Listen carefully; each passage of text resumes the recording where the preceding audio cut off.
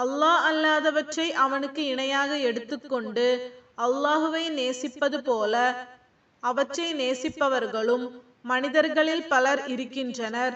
எனினும் இறை நம்பிக்கையாளர்கள் இவர்களை விட அதிகமாக அல்லாஹுவையே நேசிப்பார்கள்.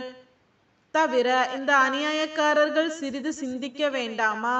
இவர்கள் வேதனையை தங்கள் கண்ணால் காணும் போது வேதனை செய்வதில் அல்லாஹ் மிகவும் கடுமையானவனாக இருப்பதுடன் எல்லா வல்லமையும் நிச்சயமாக அல்லாஹுவுக்கே இருக்கின்றன.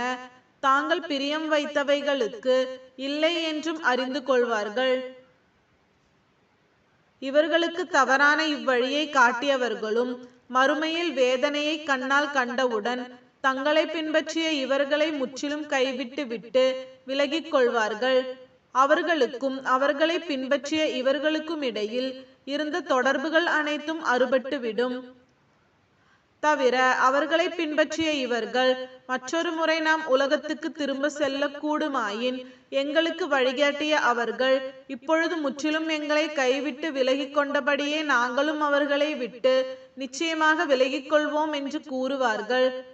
அவர்களுடைய உடல்கள் நரகில் வேதனைப்படும்.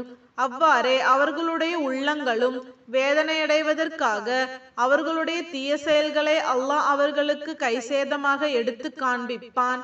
மேலும் அவர்கள் நரக நெருப்பிலிருந்து மீளவே மாட்டார்கள்.